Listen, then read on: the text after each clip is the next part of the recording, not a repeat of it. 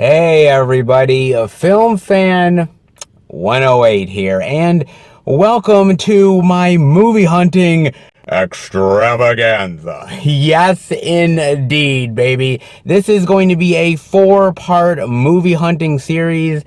You guys know how I do it with my movie hunting, so there is going to be so much movies and so much stuff to check out that I figured I gotta do it in 4 parts.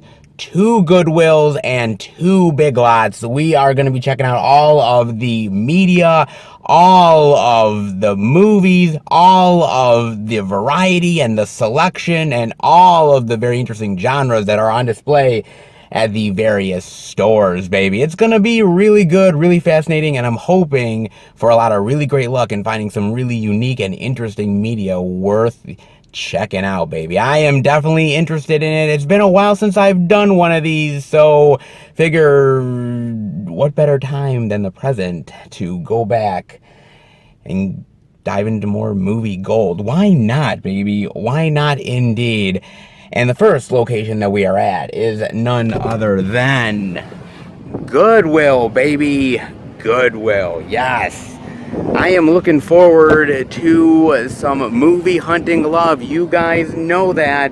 I love my movies. I love talking about movies and finding movies. Well, that's like the best part. Of course it is. What will I find this time around? Well, I guess you'll just have to come with me and find out.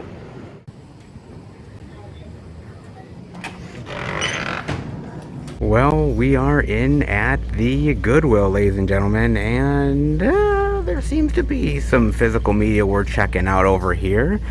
A bunch of DVDs, actually, man. Wow. You got Because of Winn-Dixie. Alright, you got that. 15 Hitchcock films. Ooh, nice. Look at this.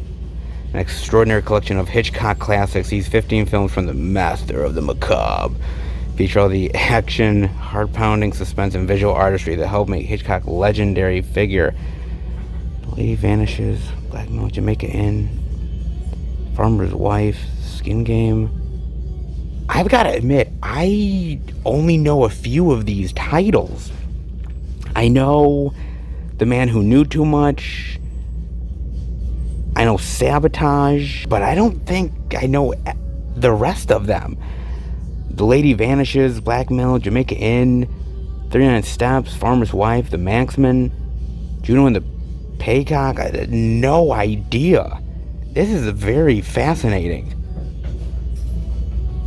I mean, it's kind of interesting because we all know of Hitchcock as sort of like the classic. You know Psycho, and you know Vertigo, and all those other type of movies that are just very, very well known, but a lot of these other ones, yeah, man, I have no idea about any of these.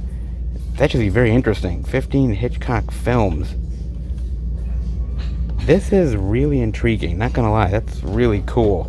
15 Hitchcock films, that might be worth actually checking out, I'm not gonna lie, that might be really cool, actually. You got that, you got the House Bunny.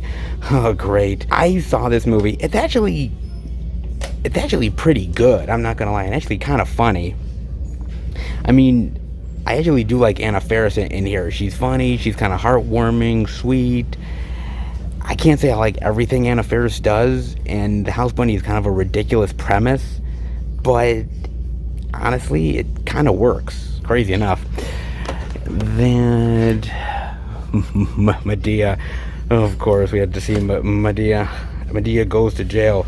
God knows how many other ones they actually have, guys. Medea love. We were bound to see it, especially at any of these other stores, and why not start out seeing it very early? Oh, she's talk about a tearjerker. Marley and Me. Oh my God, I love dog movies. This is probably one of the best. At least it's a tearjerker, at the very least, man. It is. I mean, come on. I mean, I can't say I always love Jennifer Aniston. I can't always say I always love Owen Wilson, but Marley and Me, really good. And let's be real, the cute dog does play a role in why I actually like the movie. Because let's be real, the dog is way more cuter than Jennifer Aniston or Owen Wilson. Just saying, guys. Then they have, oh, they have season 6 of How I Met Your Mother. I gotta admit, I've never watched a single episode of How I Met Your Mother. I'm dead serious. I never have, man. I mean, I'm not saying it's a bad show. I just never actually got into it. It was one of those sort of, laugh track sitcoms that I never really got into. I had sort of gotten out of that years ago, so I've never really dived into any How I Met Your Mother. Good, bad? Let me know, guys. Then, Family Guy, freaking Christmas, awesome. Ghosts of Girlfriends Past, Matthew McConaughey and Jennifer Garner. Man, do you remember back in the day when all Matthew McConaughey was doing were these really schmaltzy romantic comedies? He was doing a ton of them, with Jennifer Garner and Jennifer Lopez, you name it, man. He was going all over the place doing them. A lot of them I wasn't really a big fan of. Honestly, I wasn't really a big fan of Ghosts of Girlfriends Past either. I'm actually kind of glad he got that out of his system and kind of got away from those ones. Not really a fan of him doing those type of movies. They're not terrible, but Matthew McConaughey is so much better than those. At least I think so. Charlie St. Cloud. Legally Blonde 2. Seems like it's had some better days, though. Now, my mother, she loves Legally Blonde. She really does love it, man. However, Legally Blonde 2, not so much. She just didn't really think it was as good of a sequel as, like, the first one was. Unfortunately not. She didn't really, but, I mean, it's got some good elements to it, but not nearly as good as it could have been. Well, at least that's what my mother says, put it that way. Anna Karenina. I believe I said that right. I saw this in the movie theater, man. It's not a bad movie. Keira Knightley was doing all these sort of like period piece drama movies for a while, man, and Anna Karenina was one of them. A pretty decent one, all things considered. Not great, but actually a pretty solid little movie with her and Jude Law. Not bad, actually. And Caribou Net Show, not bad. I got that. Brave, very good flick. Ooh, Chocolat. This is a really great movie and a really great one with Johnny Depp, man. And what a great cast. Judi Dench, Alfred Molina, Juliette Binoche. Great movie, man. Really great romantic comedy. I really love this one, man. Quite good. I think this is coming on Blu-ray very soon, I think. Double Jeopardy. Tommy Lee Jones and Ashley Judd. What a great one, man. I really do love this movie. It's not as good as Kiss the Girls, though. She had that 1-2 punch of, like, Kiss the Girls and Double Jeopardy. And Kiss the Girls is really fantastic. I really love that movie. My mother loves that movie. And I was really looking forward to Double Jeopardy, thinking it was going to be sort of this same hard-hitting movie that Kiss the Girls was, and it wasn't quite. I mean, not gonna lie, the trailer also gave so much shit away in the movie, which was really bad. It's a little predictable, but Ashley Judd is really good in it, and Tommy Lee Jones is as well, but just not as good as Kiss the Girls, man. Then the Count of Monte Cristo. Romeo and Juliet, really great adaptation, man. Love Leonardo in here. Claire Danes is really great. John Leguizamo is really good in here as well, man. Solid flick. Exodus, nice. American Pie, of course, absolute teen classic. Grounded for Life. I've watched a little bit of Grounded for Life years ago when it was on TV. It was kind of funny for what it was. Wasn't expecting a ton of it, but it was decent. It wasn't terrible. And a lot of Paddle. American Pie 2. Because, you got to go back for a second slice. You do. I really do love American Pie 2. I think it's actually a really solid, really great comedy sequel, man. I think it's really well done. Maybe not as good or as iconic as that first American Pie movie, but I think the comedy is still spot on. I think the characters are still really great. I love that they're sort of growing up in the story. I enjoyed it. I still think it's a really solid film, actually. Not bad. Actually, speaking of a solid film, so is Milk. Oh, Milk is great, man. I saw this in the movie theater. What a really great just wonderful, not only well acted, but just a well done story based on a true story of this man and the fight for gay rights. What an amazing movie this is, man. Sean Penn is awesome in here, man. That's a great one. Napoleon Dynamite. What a great one, man. Love Napoleon Dynamite. I'm so glad they never made a sequel out of this. I heard for years they were gonna do a sequel, like obviously doing more with Uncle Rico or some shit like that, and I'm like, it's too good to make a sequel. I'm so glad they never did, man. Such a funny film that came out of nowhere. It was one of those indie films that really sort of piqued the world's interest. There's not many that actually do that. Napoleon Dynamite was able to pull it off, man. And Donnie Darko. Oh, wow, man, talk about a really weird, fucked up movie Donnie Darko is, but really weird, but very enjoyable, man. And it's one of those movies that just keeps you thinking over and over again. Man, what a wild movie, but really well done. But I'm still to this day trying to figure out what the hell happened in the movie. I may never quite figure it out, but when I at least pass on from this world, maybe that's the one question I'll ask God. What the hell was up with Donnie Darko? He may never even answer my question. So guys, I just showed off that Donnie Darko DVD, and there was some chick that came behind me, and she's all the way like over on that side now, but she was like looking at the Donnie Darko DVD. She's like, "Are you gonna buy that?" And I'm like, "No." And she's like, "Oh, can I have it?" I was like, "Absolutely." What the hell? So Donnie Darko's already gone. As fast as I showed it off, it's already gone, man. Wow. And then they have Hitch, which is a really good romantic comedy from Will Smith. I actually really like this one. Actually not bad, man. And actually it's one of the movies that I actually like Kevin James in. I can't say that I like a lot of movies Kevin James is in, but this is one I actually like. Then Mo Better Blues, which is an amazing Spike Lee movie. Awesome Spike Lee flick, man. Denzel is amazing here. I love that one. Broke Down Palace. Ooh, this is a good one too, man. I mean, Claire Danes is great in here. Kate Beckinsale is really fantastic here as well. This is one of those really great dramas where one of the first times I ever saw like Kate Beckinsale and Claire Danes, and I'm like, oh my god. I was like, wow, these chicks are amazing, and what a powerful movie, man. This is one of those ones where I watch it and I'm like, I am not going overseas. This is one of those movies that made me not want to go overseas, because I do not want to be falsely convicted of crimes and going to like foreign jails and shit. Man, I'll keep my ass on the couch.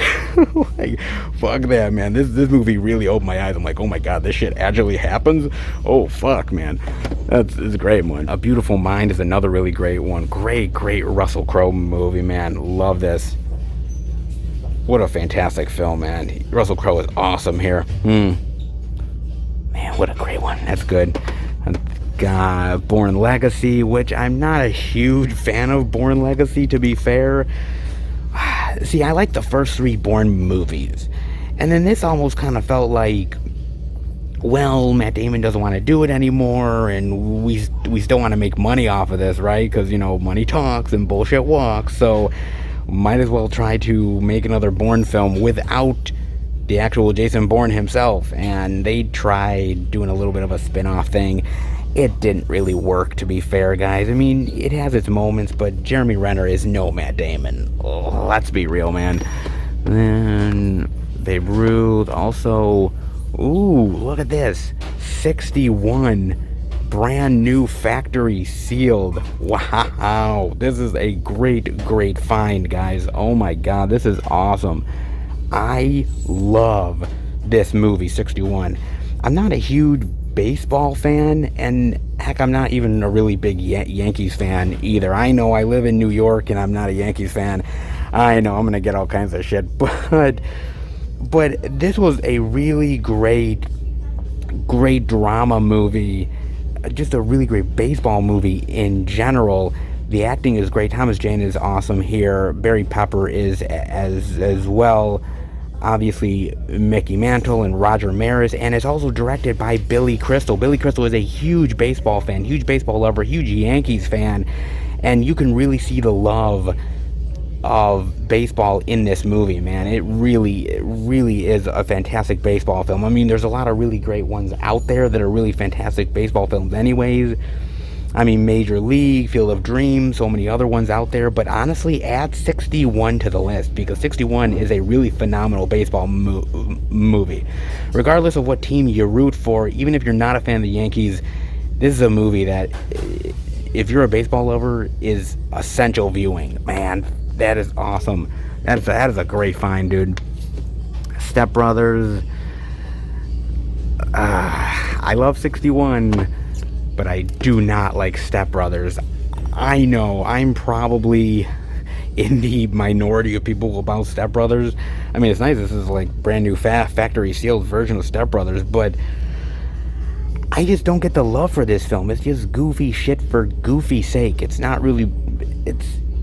I mean, it's just basically like little kid humor, like just grown men doing little kid humor. And I guess I see the appeal to a certain extent, but like everyone's like, oh my god, this is like the most funniest movie of all time, and I'm like, I could name a hell of a lot more movies that are way funnier than Step Brothers, but people look at me like I'm weird when I say I don't like Step Brothers. I'm not even really a big fan of Will Ferrell, man. I love John C. Reilly, but Will, not so much, man. He got Beethoven, another really great movie, man. I love this. Another really great dog movie, another really great Charles Grodin movie, which of course we lost not too long back. Rest in peace, man. What a great film. The sequels, well, actually Beethoven second is actually pretty good. The rest of them, not so much, but the first Beethoven is awesome, and it always made me want to buy like a Saint Bernard puppy. Maybe one day, if my girlfriend will ever let me in the future. I highly doubt it. Ooh, dinosaur story. I think I had forever heard of this one. Dinosaur Adventure of Family. Interesting. Little dinosaur film. Then Charlie and the Chocolate Factory. Johnny Depp is no Gene Wilder. I mean, honestly, he's really not, guys. Just saying. Really a pale comparison to the Wilder version, honestly. But then Vicky Cristina Barcelona, a really great Woody Allen movie. Oh, and actually, speaking of Beethoven second, okay, not bad, nice. Again, this is a really great sequel. I just love that it's, the girl Saint Bernard, and they have the puppies, and I'm a sucker for this shit, guys. I really am. Oh, and by the way, this is the only at Walmart with the $5 movie cash for the Lorax. So come in here soon, because you can get the $5 cash off to go to the theater to see the Lorax, which is no longer in the movie theater. Long Shot, really great comedy. Foghorn Leghorn. Oh, great. The Tourist. I actually kind of like The Tourist. I actually really do. I know some people really shit on the movie. I don't know, maybe they were expecting this action, mysterious extravaganza, and they didn't really get that exactly. Maybe. I don't know. I mean, I actually kind of like the chemistry between Johnny Depp and Angelina Jolie. I mean, it's not either of their best movies, but I like the intrigue. And you kind of see the twist coming, though it is kind of predictable, but I still like it. Not great, but decent, I'd say, maybe. And The King's Speech, which is awesome. Pirates of the Caribbean, Dead Man's Chest. Ooh, factory seal too, not bad, man. See, I'm of two minds of the Pirates of the Caribbean franchise. Like the first three, including Dead Man's Chest, I really love, man. And then there's the other ones outside of the trilogy where I'm like, they're really not that good. I mean, even at the end of the third film, it kind of felt like it's a little long in the tooth, but it was still good. The fourth and fifth movie I thought was a real sort of lame attempt at a Pirates of the Caribbean movie. I didn't really care for it, man. I really honestly didn't. But Dead Man's Chest is a really, really great sequel to Pirates of the Caribbean. I love the look of Davy Jones here. I love the mystery. I love the action and adventure. I think it's actually a really solid Pirates sequel. I really do, man.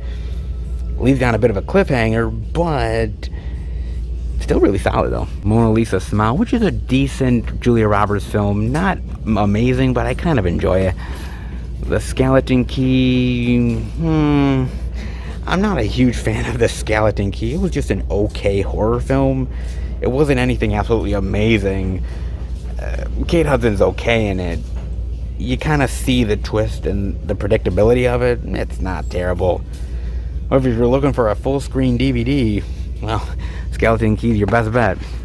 And Jeff Dunham, I love Jeff Dunham. Jeff Dunham is really awesome, man. Just really fantastic. Love that dude. Funny as hell. Meet the Robinsons, very nice. Oh ho ho. The Santa Claus with Tim Allen, man. Now talk about a movie that I really love. I love The Santa Claus, man. The Santa Claus is absolutely fantastic. It is one of the best Christmas movies of all time. It really is. And that's coming from a Jewish guy, ladies and gentlemen, okay? So I ain't lying, man. I love this film. It's funny, it's heartwarming, it's got all the elements attached to it. Yeah, the sequels, not a big fan of the sequels. I think they're actually really, really bad. But the first Santa Claus, man, I love it. This reluctant guy who hates the holiday season has to become Santa Claus in order to save the holiday.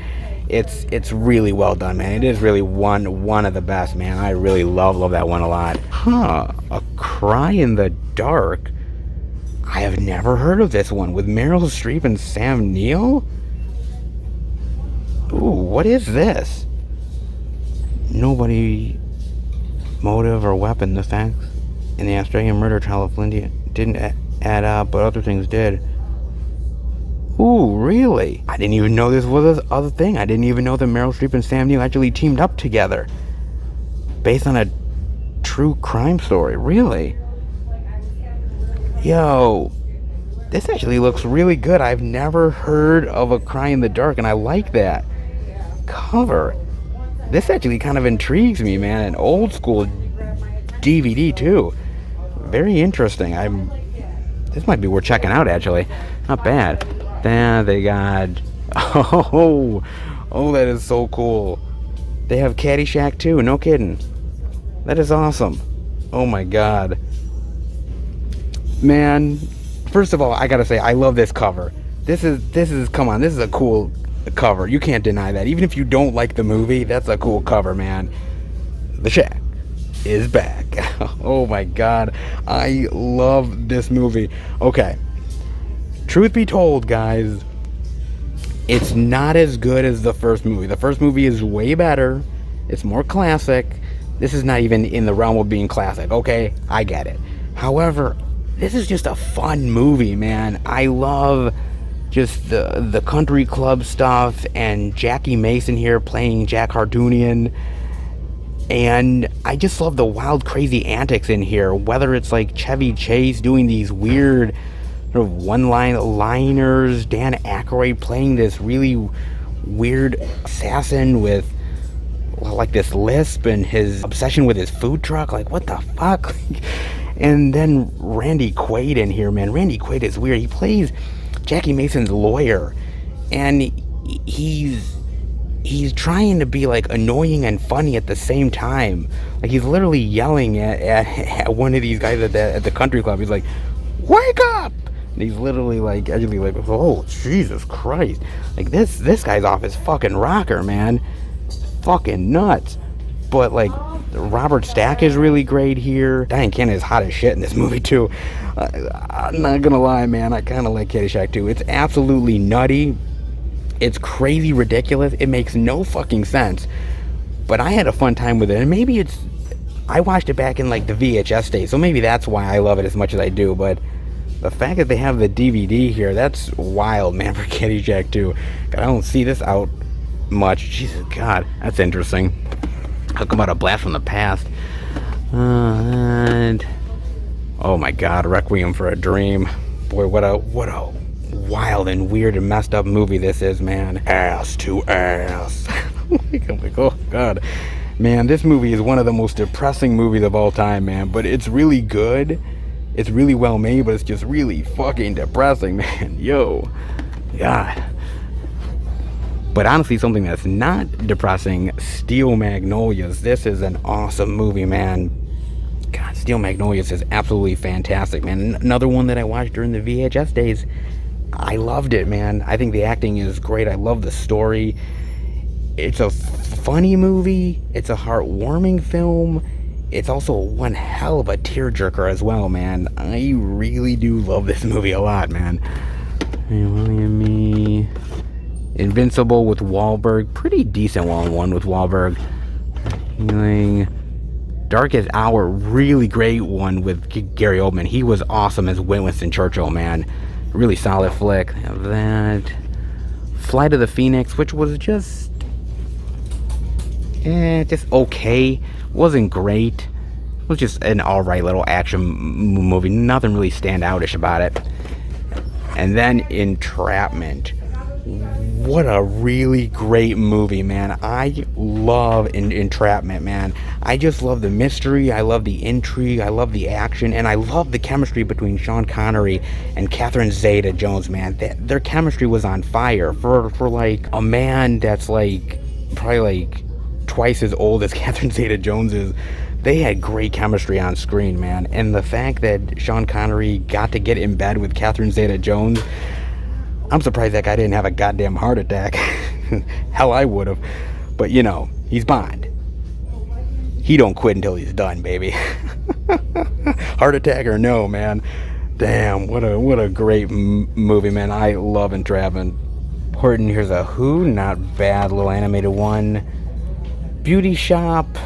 Not as good as some of the barbershop stuff, but, you know, money talks, bullshit walks. The barbershop franchise was really successful, so why not do a spin-off? They didn't really need to, but, you know, I want to make more money. Ah, That Old Feeling with Bette Midler and Dennis Farina, man. What a great movie, man. My mother loves this movie. Of course, she's a big fan of Bette Midler, but then again, my mother's Jewish, guys. It's kind of a prerequisite for Jewish moms. They kind of have to love Bette Midler. But it's just a really great romantic comedy. Old school one that I really like. That Score. Olivia Newton-John, really? Okay. Heartwarming. An irresistible love letter to Canada's national pastime. Huh. Interesting. There's some really good hockey movies out there. There's Mystery Alaska, there's Slapshot, there's a lot of other really great ones out there. Miracle is another really great one with Kurt Russell that I really love. Probably this one is not as good as any of those, but it's another one. Oh, another really great hockey movie, by the way, Goon. Goon's another really good one, guys.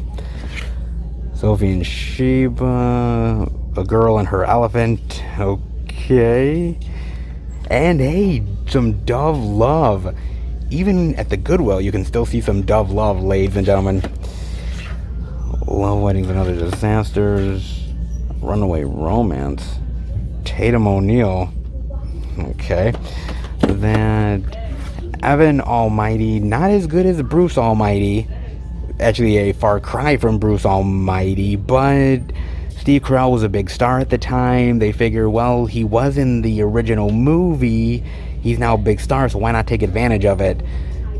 Not as good. Has its moments, but not nearly as good, though. However, Rush Hour is really amazing, guys. I love Rush Hour. Well, the first Rush Hour, and I'll even say the second Rush Hour. Jackie Chan, Chris Tucker, the chemistry was on fire. It just was really one of those great cultural phenomenon movies that really caught fire with a lot of people, man. I mean, the action's cool here, the comedy. I just love sort of the West meets the East sort of mentality to it, man. I really love that. It's a good one. You don't really hear much about Chris Tucker anymore. Every now and again you hear, oh, maybe they'll do a Rush Hour sequel, and that's when you hear Chris Tucker's name. But Honestly, this movie is probably gonna outlast Chris Tucker. Just saying, man.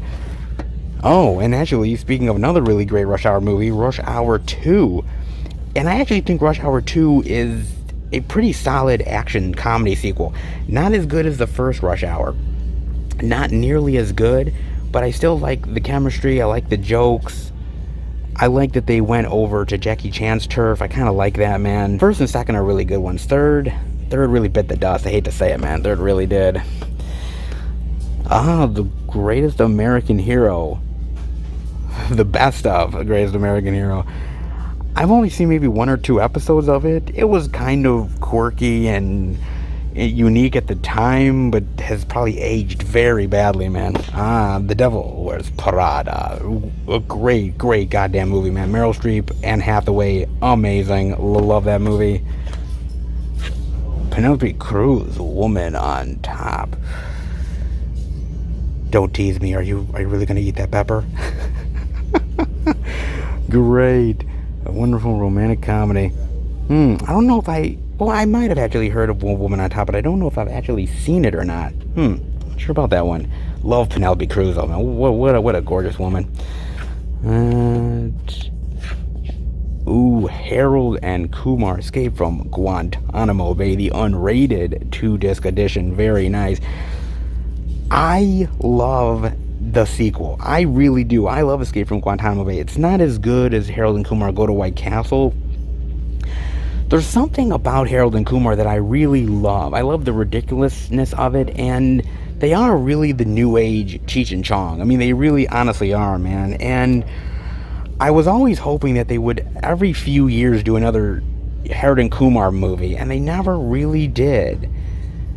Which was kind of a shame, man, because it really truly is great, man. And I just love the hijinks, and I love how they get to smoke weed with George Bush. like that's fantastic, man.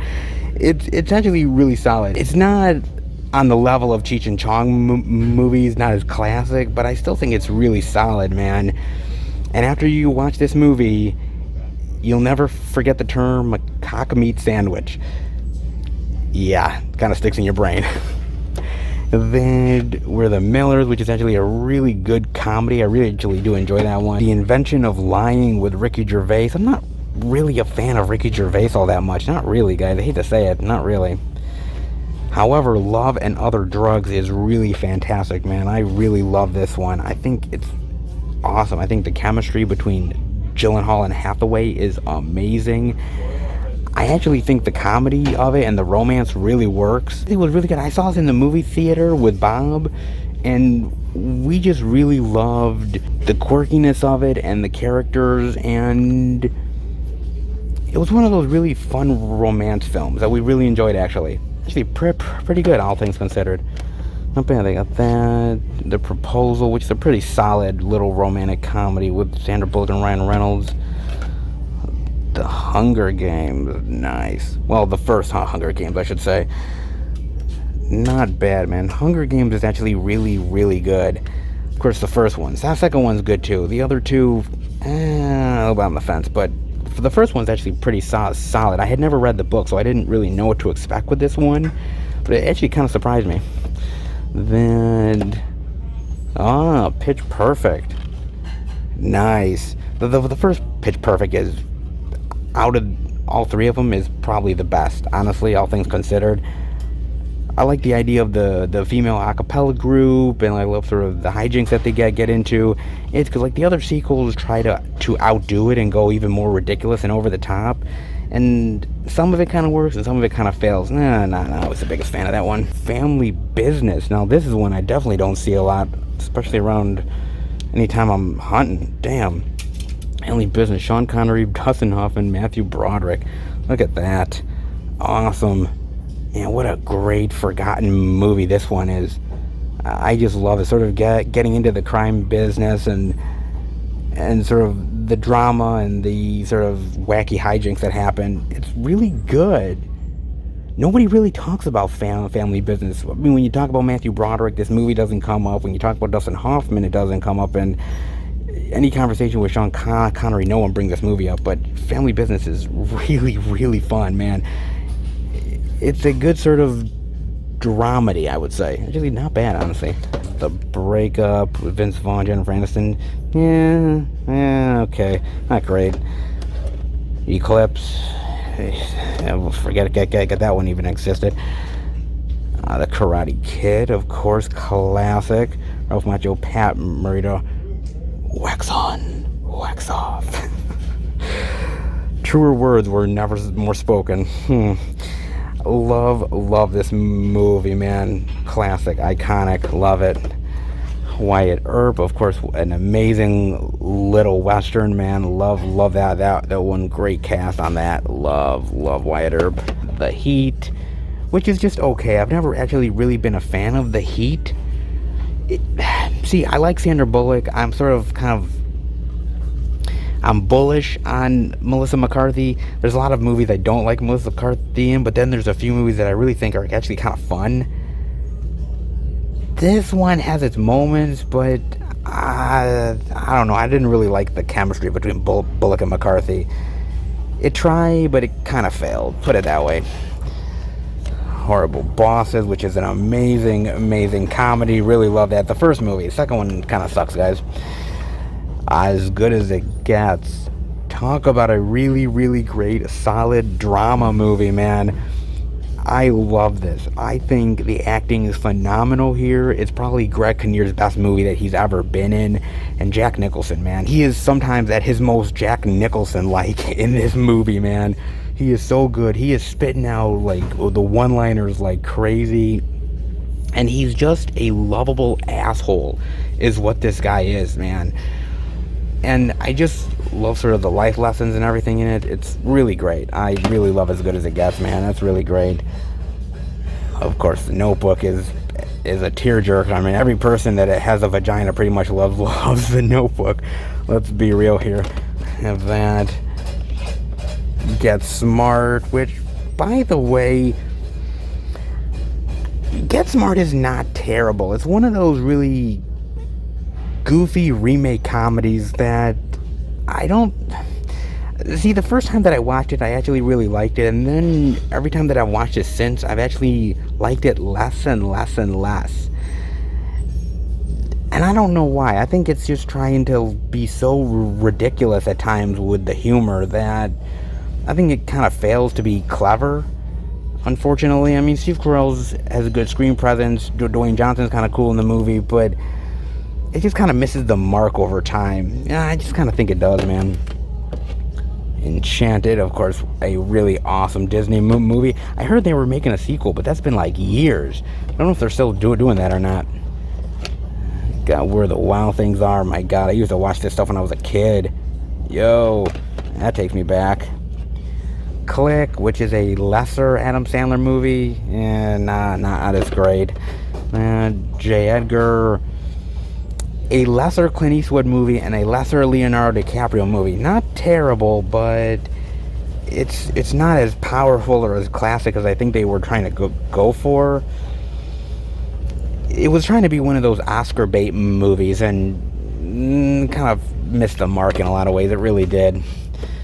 The Wedding Planner, oh yes, one of those Matthew McConaughey romantic comedy ones. Yes, indeed. Honestly, The Wedding Planner is not terrible. It's better than The Ghost of Girlfriend's Past, put it that way. Don't love it, but if I had to pick between the two, I'd pick The Wedding Planner. Cinderella and Sisterhood of Traveling Pants, double feature.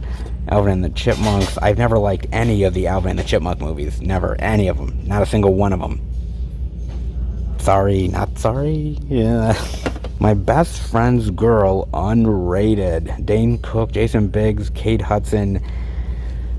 What was the obsession with Dane Cook? Really? Why was Dane Cook as popular as he was? I never found the guy really funny. I thought he was lame. I thought his acting was shit.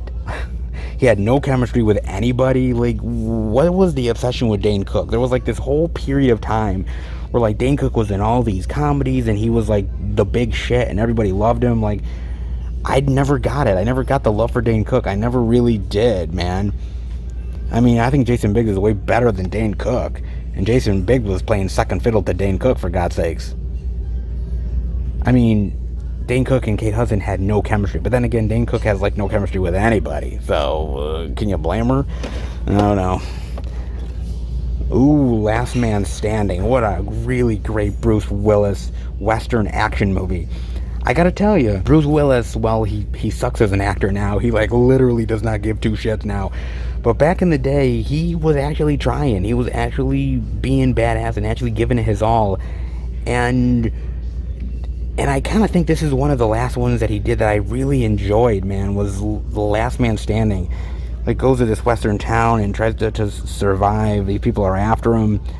Good, the action is solid, and Bruce Willis actually kind of gives a shit in this movie.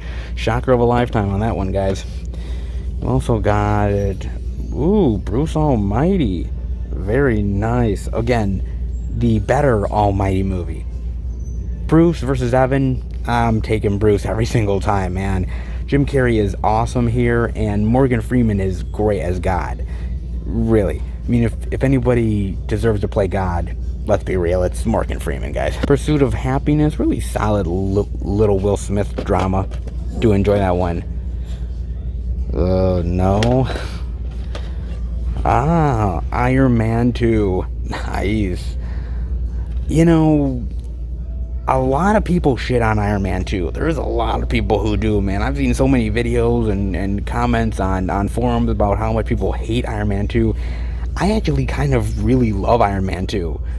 I really do. I mean, yes, it's not as good as the first Iron Man. That's fair. Okay, I'll completely agree with you guys. But I think it's a really fun movie. I like the character of Whiplash. Of course, this is the movie that, lest you guys forget, introduced Black Widow to the MCU. And I just kind of like the fact that they're sort of setting up for the Avengers stuff. I think a lot of people sort of felt like it was too much of a setup for the Avengers, but I kind of actually think it's a really solid little film that I actually do enjoy. It gets put into sort of the lesser MCU camp, and I understand why, because there's so many great MCU movies out there. This is not exactly high on anybody's list, but I actually think it's better than people give it credit for. Just saying, guys. Oh, Speed Racer. Nice. The Wachowskis. I'm sort of half and half on Speed Racer. There's a part of me that really likes it. I like sort of the fun aspect to the movie and the vibrant colors and almost like an anime style to this movie at times. But then I'm like, the movie's not as good as it should be, and I think the Wachowskis kind of missed the mark at moments with the film as well. See, the thing about it is they were so hot from all the Matrix stuff that they were like, well, we can do whatever we want to do, and in some ways they overdid it, in some ways they kind of underdid it. I mean, Emile Hirsch is really good here. I like Matthew Fox here, Christina Ricci. I mean, the characters are sort of quirky and fun. I just don't think the movie completely gels together. Not terrible. It has been a while since I watched it, though, so maybe a revisit's got to happen, but not as great as I want it to be. Oh, the Cat in the Hat with the Nicole Award? Okay. This one's a piece of shit, so, Nicole, here's your award back. Nobody wants it. That Batman Begins, which is a really solid Batman movie. However, when anybody says that Batman doesn't kill, I point them to Batman Begins. Why? Because at the end of the movie, Batman knows that the train is going to go into the building, that basically the train is going to crash. He deliberately handcuffs Ra's al Ghul to the train, knowing fully well that it's going to basically crash and he's going to die. He knows it. And so he's willfully killing somebody. So anytime somebody says, well, Batman doesn't kill, I'm like, Batman Begins, anybody? Don't give me that baloney. And also the Keaton ones, where the Keaton went out of his way to kill people, which I actually kind of appreciate. I don't mind a Batman that kills people. I know some people think it kind of crosses the line a little bit, but I don't really think it does. He's called the Dark Knight. There's a reason why he's called the Dark Knight, because he's just a dark guy, and some of these people, yeah, some people deserve to be saved, but others deserve to be killed. and Batman is sort of the judge and jury and executioner, and I don't mind that, guys. I don't want him to go like Punisher level, but I'm okay with him getting his hands dirty, put it that way. The Changeling, which is an okay little Angelina Jolie movie, not bad. Then they also have Ocean's 12. I really love the Ocean's movies. The Ocean's movies are fantastic, man. Okay, yes, Ocean's 12 is not as good as Ocean's 11. Okay, fair enough. It's not, but I like the whole French thief that they're going against and how he's always like one step ahead of them. I like that, and how like they have to be the most clever that they've ever been, and they have to do this really great sort of heist that is so wild and outrageous, man. I don't know, I kind of enjoy it, actually. Not as perfect as the first one, but still pretty decent, though, all things considered. Gospel, which is okay. Not another teen movie. Oh, great. Even rated extended director's cut. How awesome is that, man? God. You know, I'm not a huge fan of all those other sort of, you know, not another movie, like you know, like epic movie or all that shit. I don't really like that, but this is the only one out of all of those spoof movies that I actually enjoy. I just think it's kind of fun, and I like how it apes off of other teen films. The problem is, for somebody who hasn't really grown up with those movies, this film probably doesn't do much for you. But for me, growing up in the late 80s and early 90s and seeing all of those sort of teen comedy films, this movie, it kind of hit me in the right sort of sweet spot, that I actually thought it was kind of cool, and I liked the fact that it was kind of aping off of other films at the time and sort of putting a clever spin on it. I like that. You know, it was making fun of Breakfast Club and Varsity Blues and all those other ones that came out, but I thought it was actually really good, man. And come on, I mean, we say Chris Evans is Captain America, but I'll always remember him as the guy that put the whipped cream and cherry on his man boob. I will always do that, guys. Oh, there. Drumline. It's not bad. I was never a fan of Nick Cannon, to be honest with you guys. El Chicano. How Do You Know? Which is an okay movie. It's not great, but I love Paul Rudd, which is why I sort of am okay with this movie. It's got its moments, but it's not all that great, though. Oh, Gangster Squad, which is an amazing gangster movie. I remember when this movie came out, it got terrible reviews, barely did anything at the box office, it bombed big time, and people shit on the film, but I always really loved it. From the moment that I watched it, I just loved the gangster aspect to it. I love the chemistry between Ryan Gosling and Emma Stone. I thought Sean Penn made a fantastic gangster villain. I thought it was awesome. Yeah, it's not the Untouchables or anything, but I think it's pretty solid still, regardless, man. I really do. I really enjoy that one. All the King's Men, which is a really solid movie. I like that one a lot. The Breakup. Barbershop. The original Barbershop, which I do actually really love. Sequels, but the original one actually is really good. I like that one. Funny. Escape Plan. Stallone and Schwarzenegger. So awesome, man. I really do love Escape Plan. The first one. Second and third, blow chunks, guys. Okay, I'm just gonna be real. They blow major chunks. But I love Stallone and Schwarzenegger teaming up in this almost sort of like lock-up scenario. I think is really clever. And I like the action here. And the chemistry between Schwarzenegger and Stallone is awesome. I just wish they did more stuff. Like, you saw a little bit of that in The Expendables, but here it sort of expands on it. I just wish they would have done more movies together, man.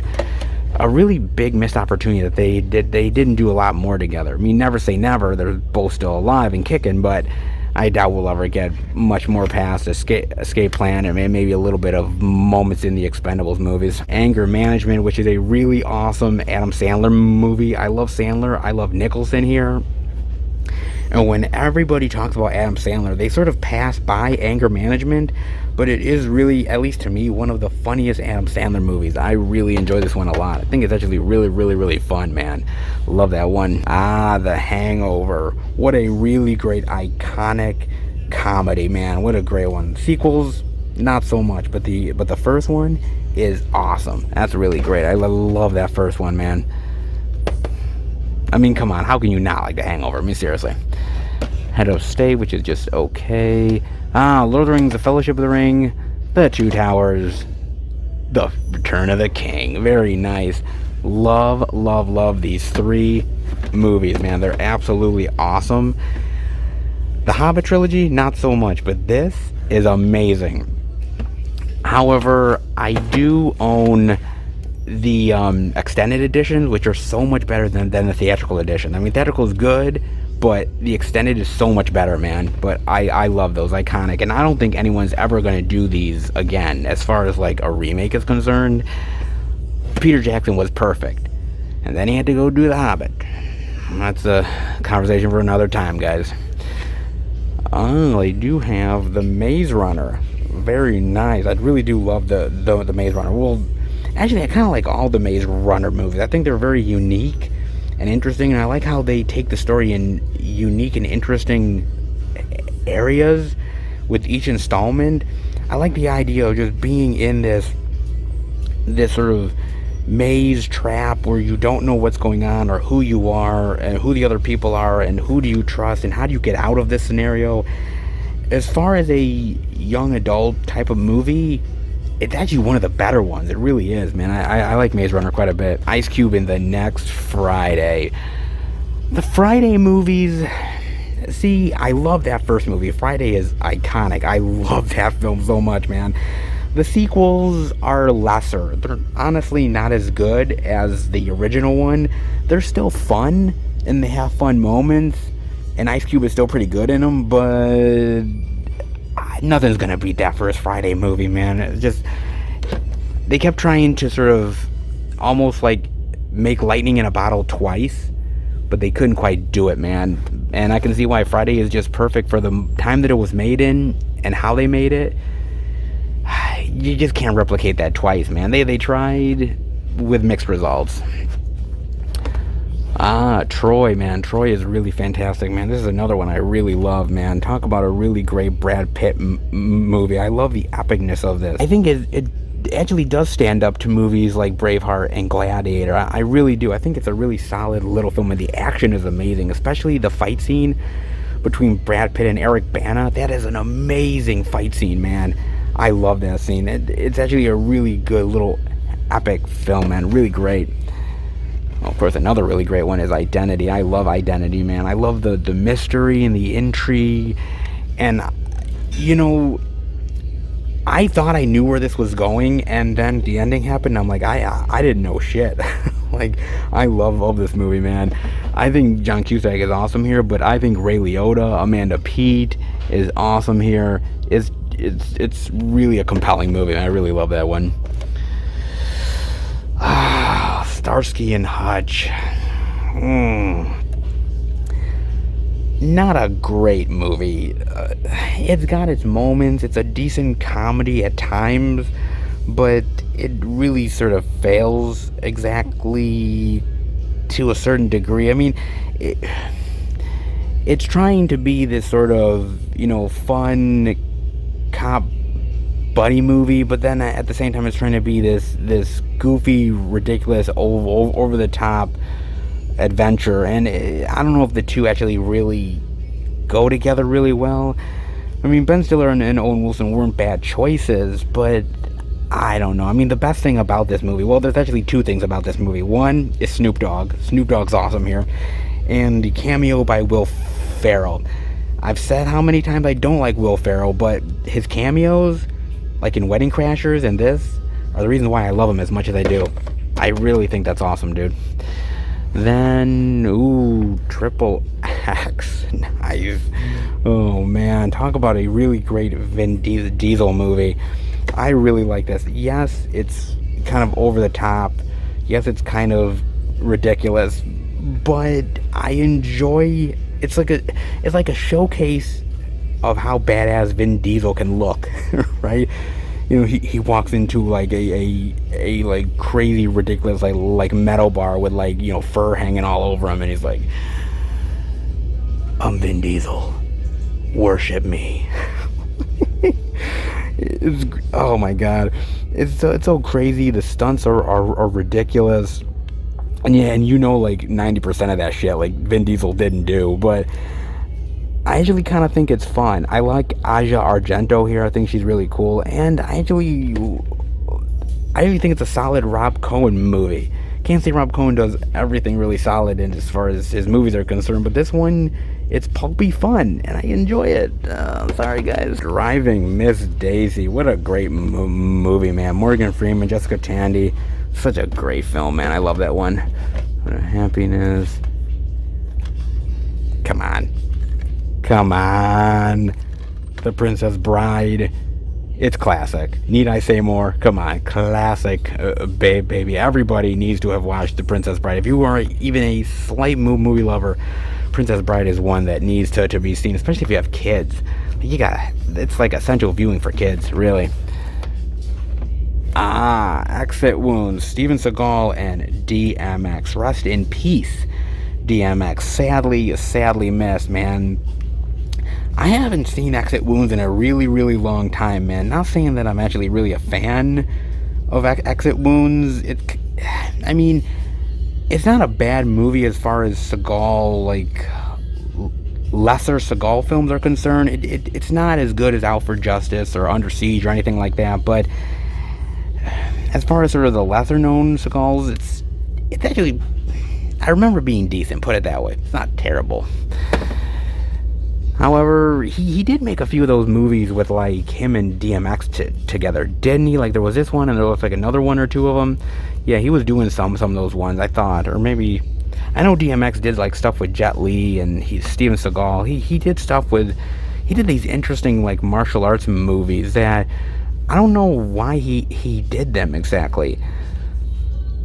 Like, he can't really do martial arts, so why did he exactly, like, try to do ones with Seagal or Jet Li? I mean, they're not bad movies exactly, but it's just kind of odd to me. They do have The Bone Collector, though, which is The Bone Collector is a really awesome movie, man. Denzel, Angelina Jolie, a really, really great, solid thriller, man.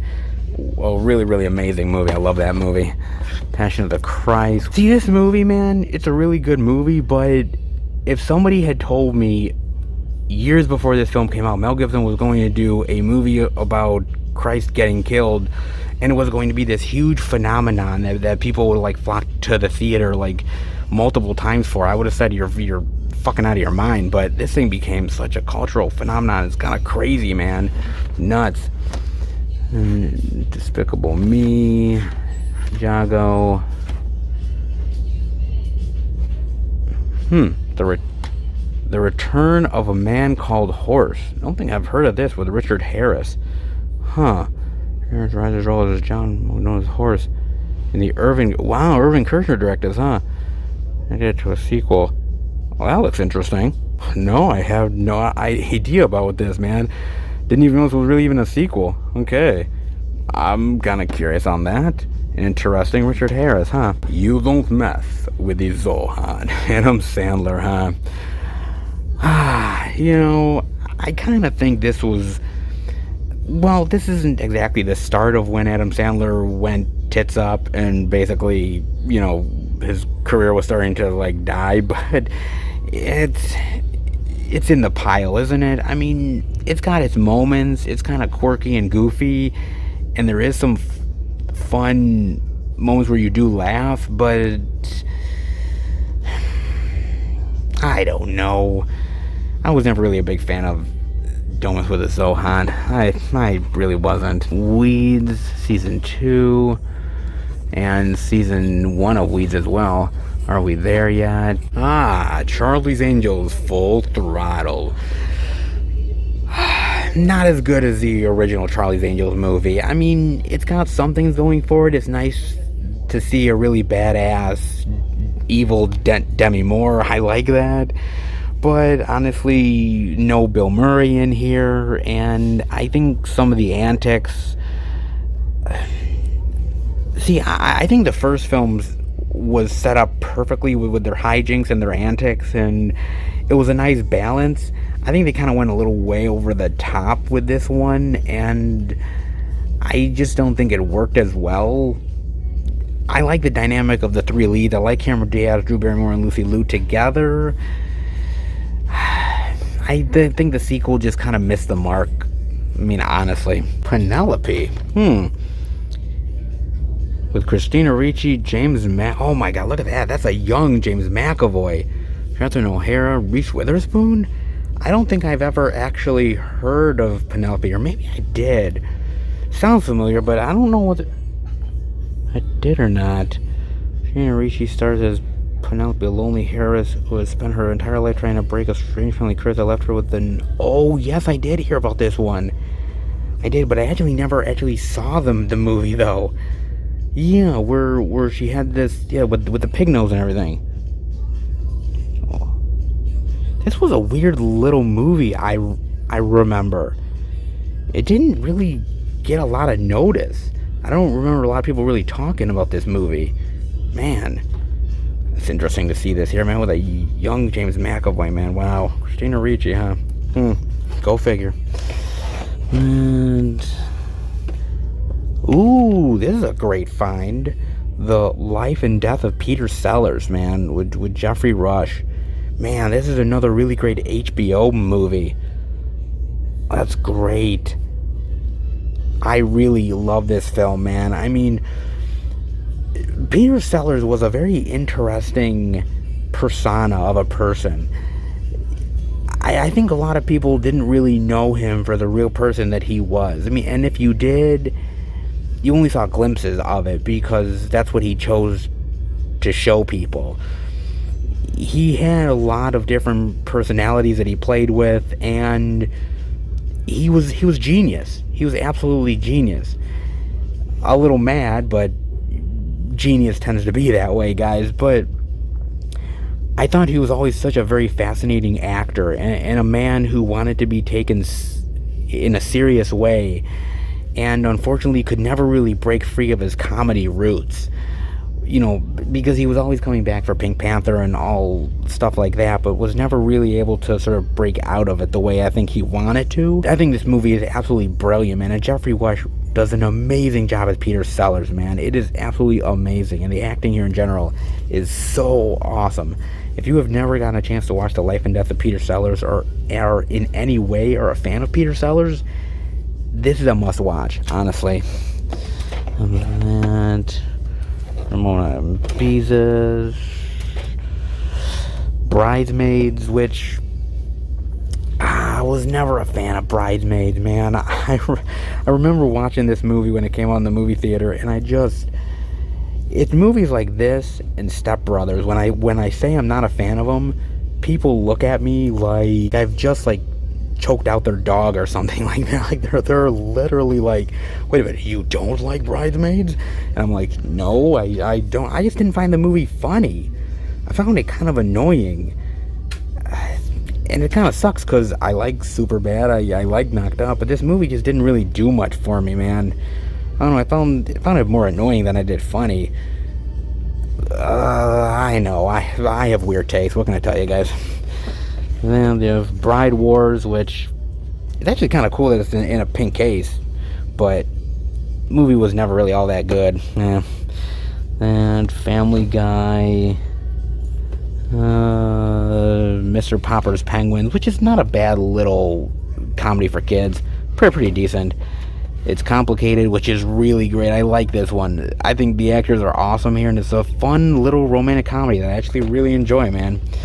Pitch Perfect 2, which is okay. It's not as good as the first Pitch Perfect. It keeps kind of going over the top, though. The Holiday, which is just an okay little romantic comedy. Not great, but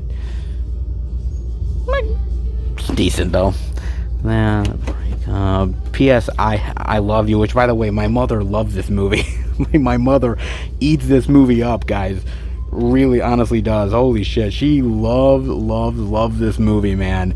Wow, she cannot get enough of P.S. I Love You. Sure, I love my mother. She wants to watch these movies. Cool. Never did anything for me.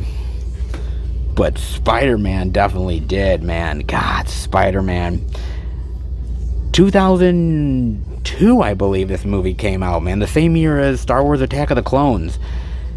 Man, and they were sort of battling at the box office at the time, man. God, I remember when this movie came out and the hype around it and the trailers, and people were going apeshit for this movie, man. And I can see why. I mean, does the movie completely hold up today? Not 100%, but Tobey Maguire is still amazing as Peter Parker, and Kirsten Dunst is great as MJ.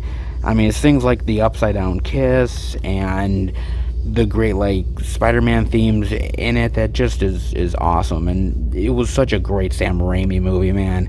I mean, I think Spider-Man 2 is more of a Sam Raimi film than Spider-Man is, but just to see him really doing a comic book movie and really succeeding is awesome, man. That was a great one. Love that one. Benchwarmers. Yeah. Really, David Spade? I mean, with your haircut, you kind of look like an aging pederast, but maybe that was the point. Oh, jeez. Bersham, Four Christmases.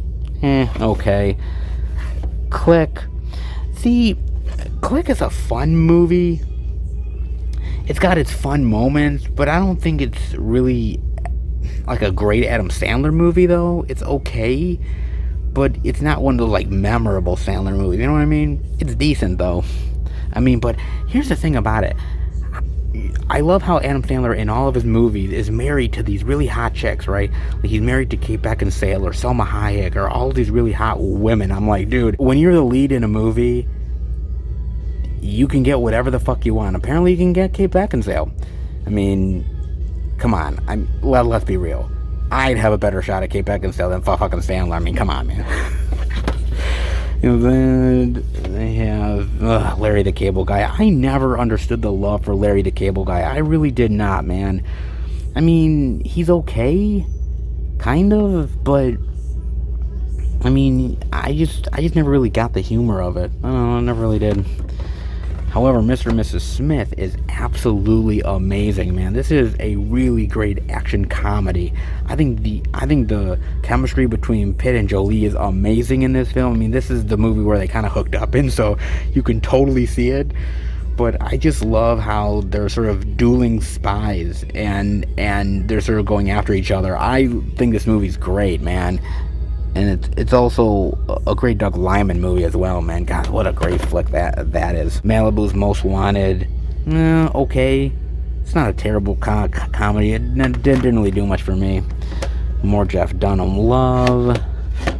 Little Miss Sunshine, of course, really, really great movie. I love this flick so much. Really good little quirky indie comedy that I really like. The Girl Next Door. I Only Wish That Was My Life Story. The Bourne Ultimatum. Great third. And honestly, should have been the final chapter in the Bourne series. Seriously. It ends on such a really great note. Why did they have to make more? I have no idea. No idea why they had to make more. Pinocchio. Wow, the old school Pinocchio one. With Martin Landau and Jonathan Taylor Thomas. Do you remember when Jonathan Taylor Thomas used to be a thing? Like, he was so popular from Home Improvement, and he was doing all these sort of like kids comedies and Disney stuff. God, man, blast from the past that was. This has been a long time since I've watched this movie, but I remember really loving it, though. Man, this is a blast, though. Man, that, of course. And I don't want to miss a thing. Oh, man, Armageddon. What a really, really great movie, man. It's such a really great action, sci-fi, extravaganza, blockbuster spectacular from the man himself, Michael Bay, baby. I love the music here. I love the comedy. I love the action. I love all the stuff on the asteroid, man. This is one of those badass Bruce Willis movies, man. And it's one of the first movies that really solidified Ben Affleck as an action guy. It actually was, man. it really boosted so many careers and really became one of those really great action movies that people remember to this day, man. It was like, I remember the year, it was between Armageddon and Deep Impact. This was more of the action movie, and Deep Impact was more of the drama film.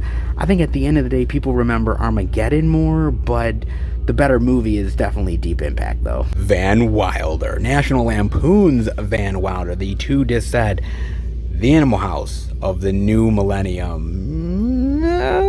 Maybe? I don't know. I mean, it's never going to be as good as Animal House, to be fair, guys. It's never going to be as good, man.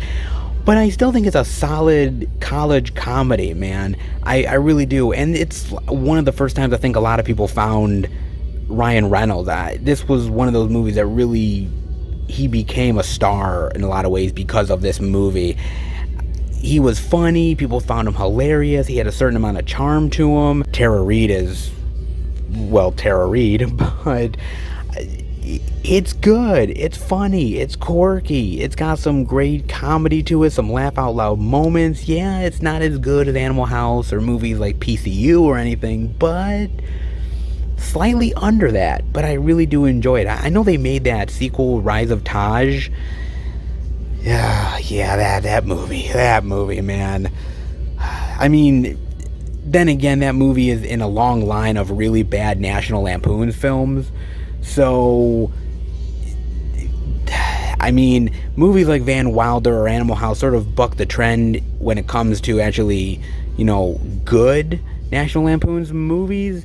If you actually think about it, when it comes to National Lampoons, there's more really not that great National Lampoon's movies than there is actually good ones. But the good ones definitely do stand out, and Van Wilder is definitely one of them, put it that way. I have that. They have Jarhead, the original Jarhead, which is a great movie, man. Love Gyllenhaal here. I love Jamie Foxx. Really fantastic one. The sequels, but the first one is great, man. Oh, they do have The Outsiders. Great. This is a really amazing movie, man. And it doesn't get as much love as I think it really deserves. I mean, Francis Ford Coppola is such a great director. I mean, things like The Conversation and the Godfather movies, of course, Apocalypse Now and everything like that. I mean, that gets all the love, but it's The Outsiders that are really great sort of dark horse films from this director that I think definitely deserve more love. It's movies like this and movies like The Rainmaker, for instance, or other films like Jack, which I really enjoy as well. This is a really solid film that I really enjoy. Really like that one, man. And by the way, the cast is amazing in here. I mean, come on. Dylan, Macchio, Estevez, Swayze, Cruz, Howell, Lowe. I mean, my God, man. Amazing. Jesus, man. You will never get a cast like that ever in a film like this ever again, man. Really. Westerns. G.I. Joe, The Rise of Cobra. Oh, man. See, I wasn't a fan of these newer G.I. Joe films. I know they're coming out with Snake Eyes, which I hope Snake Eyes is good. Let's hope, guys. But these ones, I didn't really like the G.I. Joe stuff. I thought it could have been done better. I didn't think the execution was all that worth it. Nah, just my opinion on that one, guys.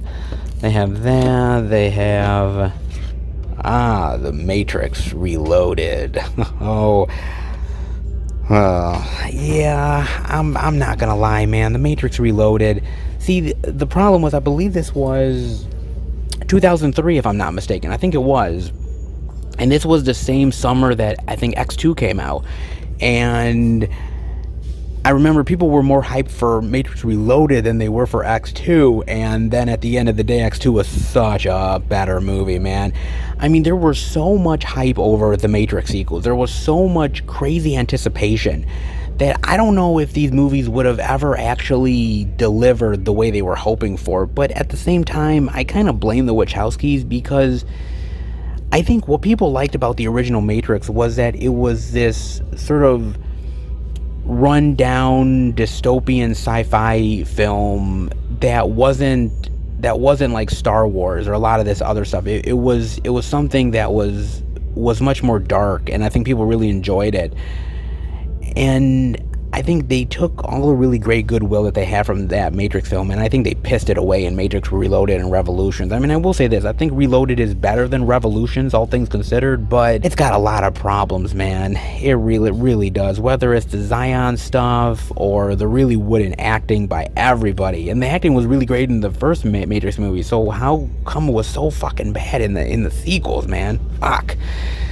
There's a lot of problems. I mean, it's a gorgeous film to look at. I mean, the costume, cinematography, there's a lot of things going, but the main essentials, like the story and the actual action, which is so CGI heavy, and the acting, I think a lot of things fell apart, honestly. I really do, man. I have Monkey Mischief. Really? Is this like supposed to be like a tie-in thing for the Night at the Museum stuff? Might be.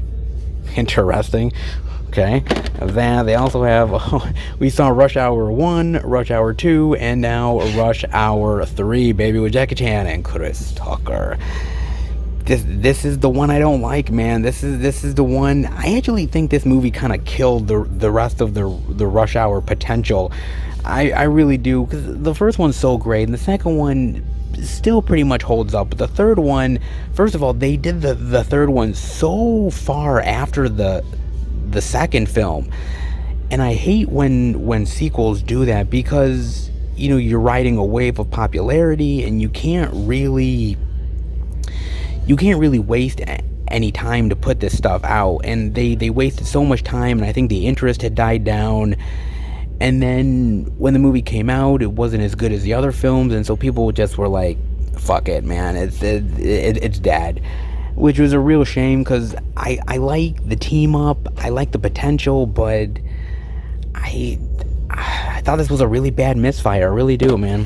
Thought it was. Oh, the Mexican. Nice, this is a great find. I love the Mexican, man. I think I saw this in the movie theater with my mother, I'm almost certain, man. And I love this movie. I think the chemistry between Pitt and Roberts is great. I love the quirky comedy. I love James Gandolfini in here. Where he plays this guy that's sort of working for this boss that's trying to find Pitt and Roberts, and I like the humor here. I like the idea of this quirky, messed up love story. I like that. It's not a movie that many people talk about with any of these actors, but it's actually pretty solid of a movie. Kind of unknown in a lot of circles, crazy enough because of the actors involved, but really solid one, actually. I like that one a lot. Madagascar, really good one. No,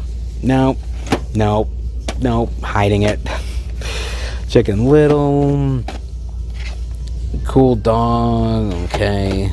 Surf's Up, Hoodwink. Minority Report, man. Another really great, solid Tom Cruise sci-fi action spectacle, baby. I love this movie. I like how it's this sort of like, man on the run situation and trying to uncover the truth. And I love the sci-fi elements of like these seers who can see crimes before they happen. And it's a very interesting sort of dilemma of, if the crime hasn't happened yet, are they really guilty? Were they actually going to do the crime? Are they just seeing the potential for it? Or are they actually seeing that it will indeed happen? I love the ideas behind this movie, man. I think it's really well done. I think it's a great Steven Spielberg sci-fi flick. I love Cruise in here. I think everybody does a really great job here. I really do. Even Colin Farrell, man. Colin Farrell is awesome here. I think it's one of the first movies I ever saw Colin Farrell in. So good, man. He's really fantastic in that movie. Great flick. Yeah, One for the Money. Katherine Heigl, man. Katherine Heigl. Man, here's the thing about Katherine Heigl. I'm not a huge fan of her. I liked her in Knocked Up, And there's a couple other things that I thought she was fine in, but I've heard so many bad things about Katherine Heigl, that she's an absolute bitch and she's stuck up, and she's one of those prissy chicks that is sort of complains all the time. I don't know. I just thought, as far as an actress is concerned, she ends up doing these really terrible romantic comedy movies that it was just going down like the barrel of like dime store romantic comedy garbage. It really did, man. There was one time where she was really popular, and she would be making like 2 or 3 of these movies every couple years, and I'm so glad we're past those days, man. I really am, dude. Oh, High Crimes, Ashley Judd and Morgan Freeman, of course. The team up from Kiss the Girls. Definitely not as good as Kiss the Girls, honestly, because High Crimes is not as good, guys. I'm not gonna lie. It's not a terrible little action thriller, but see, the problem is I was so spoiled by how good Kiss the Girls was that I was expecting really great things, because I'm like, okay, it's the team up, and yeah, it kind of let me down. It really did. Not terrible, but Kiss the Girls is so much better, man. Robots. Due date. Okay, I'm gonna be honest. I kind of sort of like Due Date a little bit. The problem is it's trying to be almost like another version of Trains, Planes, and Automobiles, and it's such a lackluster effort. I mean, it kind of... I mean, if you're comparing the two, Trains, Planes, and Automobiles is so much better. I mean, so insanely better of a movie, man. I mean, I like some of the chemistry between Downey and Galifianakis, but I think... See, there's something about Trains, Planes, and Automobiles that it's grounded in a certain amount of realism, and you feel for these characters, and there's a lot of emotion, and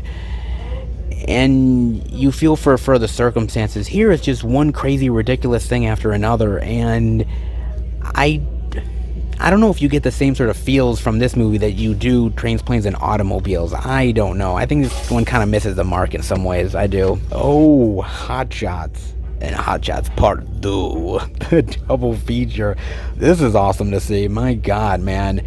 What a really unique and interesting double feature, man. I actually really do like these movies. They're absolutely ridiculous. They're over the top. They're cheesy. They're absolutely meant to be, guys. I just love the fact how they sort of are aping off of, my God, so many other films and making fun of them. I mean, Top Gun, Rambo, and a lot of other films that have come before it. I actually do kind of like Hot Shots better than Hot Shots Part 2, but Hot Shots Part 2 is absolutely ridiculous, man. And I just like the fact that it doesn't take itself seriously. I like the fact that it's able to make fun of these other movies. I like Charlie Sheen here. I think Charlie Sheen plays a really good goof at times. I think that Lloyd Bridges is absolutely awesome here as well, man. And I love in I think it's Hot Shots Part 2 where he Lloyd Bridges faces off against Saddam Hussein, which is so awesome. Oh my God, it's so great, man. It's almost like they're aping off of like the Terminator or some shit. It's so great. Oh man, a lot of these spoof movies, I can't say I love a lot of spoof movies, but there's certain ones out there that I really enjoy, like the Naked Gun series, which I really do like. And the Hot Shot films are right there. A lot of the newer stuff, not a big fan of, but the old school stuff, I still have a lot of love for. I really do, man. I do. I tell ya. Oh, they have the original Ice Age. Of course, the original one. God knows how many sequels they've made since the first Ice Age, but I remember this one actually being really fantastic, man. I can't say all the sequels are, because I really haven't seen all the sequels, but the original Ice Age is pretty good, man. I like that one. Ooh, Aragon, another one of those young adult adaptation books things that unfortunately failed flat on its face. Not terrible, but not that great either.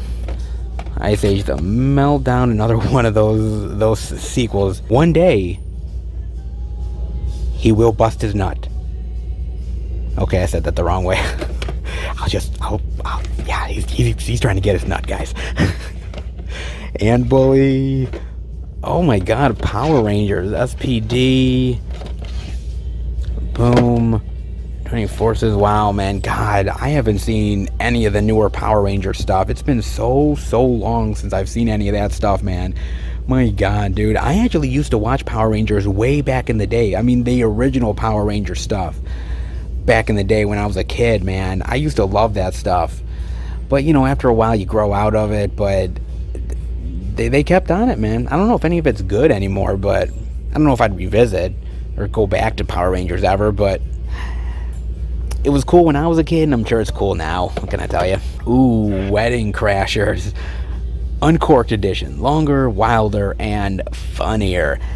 I really do like Wedding Crashers, man. What a great team up of Owen Wilson and Vince Vaughn, man.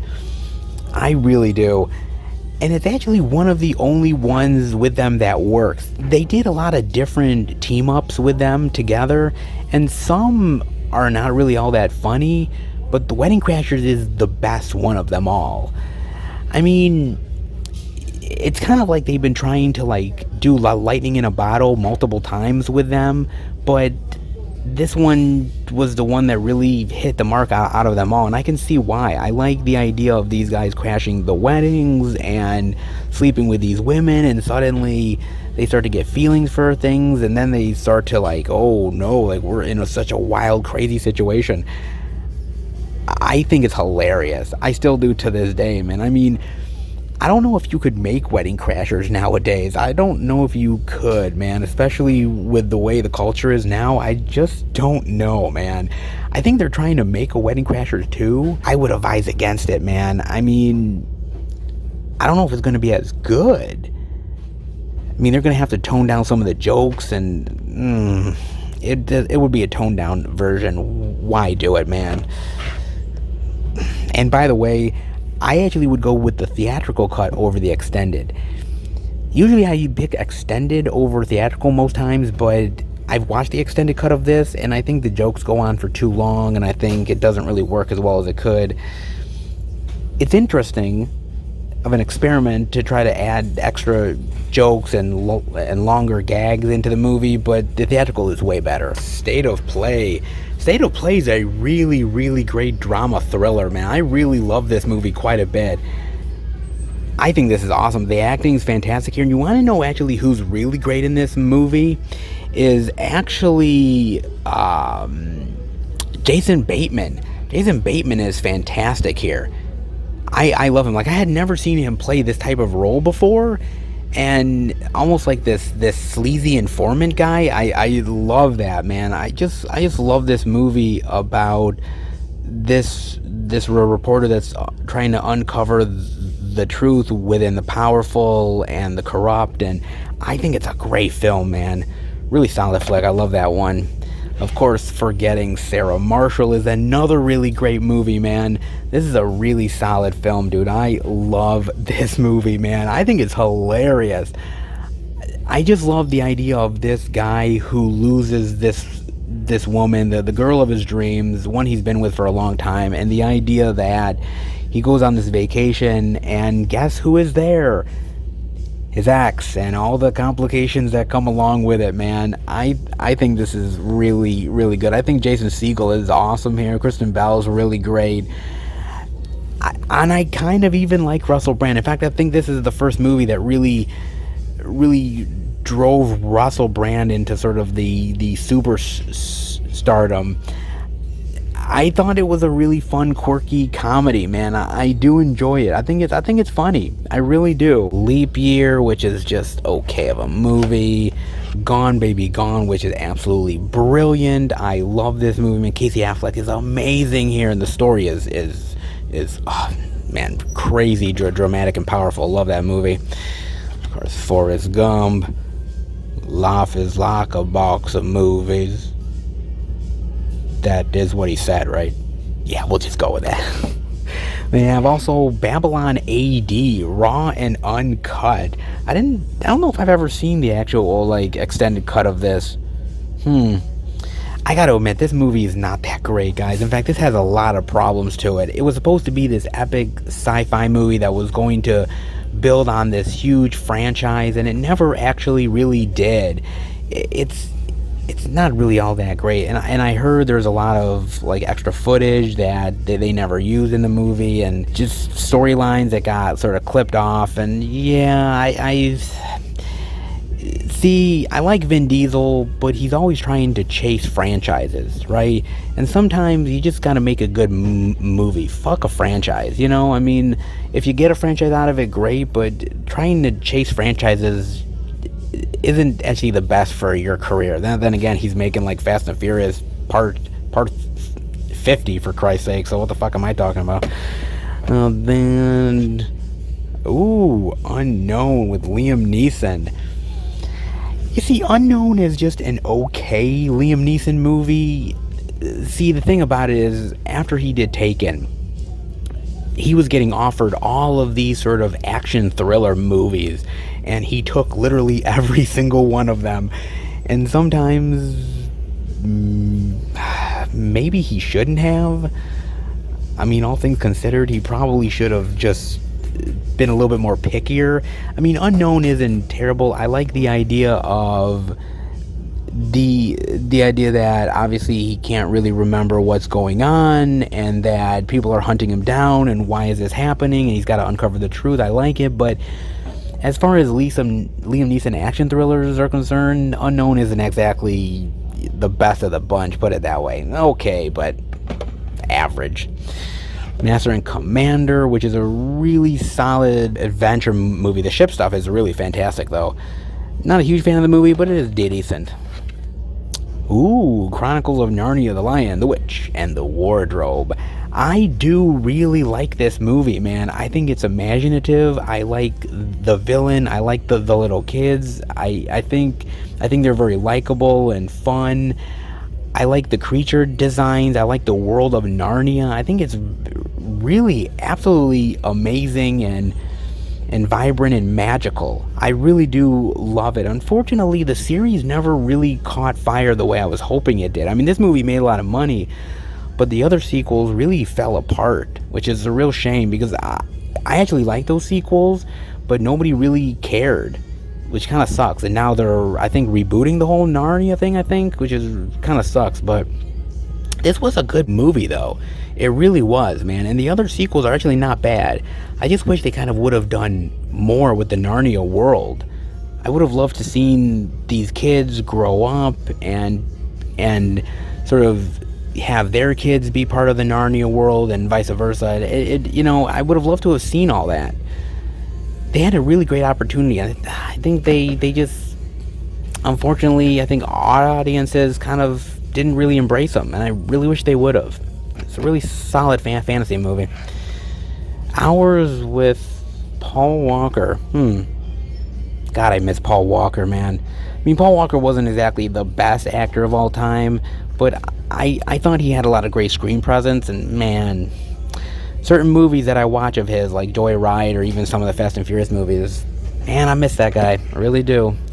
Happy Feet, which is such a really great, fun animated movie.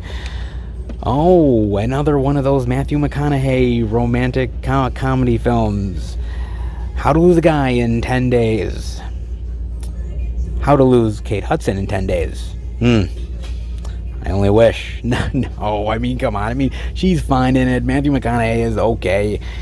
It's another one of those schmaltzy romantic comedies that is really forgettable. Just saying. Really is. Got that. Miss Congeniality, which is a really, really great movie. I think this is a fun film, man. I love her going undercover with the beauty pageant stuff. I love Candice Bergen here, and I love William Shatner, man. Those two in this movie are hilarious. I mean, the film's funny as it is, but those two together are great, man. I think it's a fun movie. Sequel, not so much, though.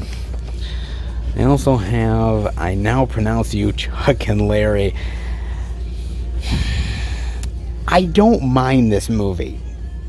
I don't exactly love this movie either, but I don't mind it. It was one of those movies where Sandler was putting a lot of his friends in his movies, and giving roles to people, like Kevin James, and was continuing to sort of support his friends, and hey, cool, let's make a movie, and I can put you in it, and we'll make money. And he was doing that at this point in his career, man. I kind of almost feel like Kevin James, like, had Chris Farley lived, Chris Farley would have taken over all the stuff that Kevin James has in the Adam Sandler films, and I truly mean that, man. I really think he would have. Kevin James became Adam Sandler's sort of D-list version of Chris Farley, and I really do believe that, man. It's got its moments. Don't love it, but it's decent. Crashers, Caddyshack, of course, absolutely classic. Oh my god, I love this movie. It's in the hole. It's in the hole. Oh my god. Oh my god. Rodney, Jesus. I mean, there are certain movies to this day where Rodney is still so good, man. I mean, Back to School, Easy Money, this film, I mean, it's so iconic. The actors that they got in here, I mean, Ted Knight, Chevy Chase, man, it's a classic. It really is. It's awesome, man. This movie is a golfing classic. There's not many movies out there that I can say are golfing classics, but Caddyshack is one of them. I'd also put Tin Cup there too, but Made in Manhattan, more Jennifer Lopez romantic comedies. Nah. However, Breakfast at Tiffany's is absolutely amazing. Audrey Hepburn, classic, ladies and gentlemen. And Slumdog Millionaire is really good too, man. I really love this movie. It's not exactly one of Danny Boyle's most memorable movies, but I like the idea of sort of fitting in Who Wants to Be a Millionaire into this great sort of love story. I actually thought this movie was really good, man. I like that. And I'm a big fan of Danny Boyle's films, man. I really love that guy. Slumdog Millionaire is really good, man. And it was one of the first times that we ever got to see Dev Patel. And of course now he's a really bigger actor now, but this was one of the first times I ever saw him. And The Sandlot. Oh my god. What a phenomenal movie The Sandlot is. The Sandlot is absolutely amazing. I love this film so much. Oh man. This is a great classic, a classic baseball movie. It's a classic kids film. It's got everything going for it. It really honestly does. It's awesome. I love this film. The Sandlot's great. I really, really do. I mean, the kids are just memorable here. The lines, like, "You're killing me, Smalls. You're killing me."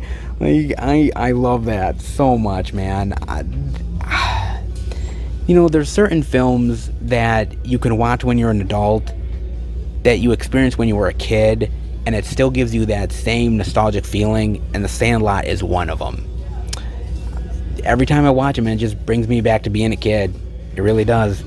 So good, man. And even down here, guys, they have some Disney clamshells. They have Doug's first movie. Oh my god, that's a blast from the past. God, I used to love this movie. And they have that. They have the old school Robin Hood.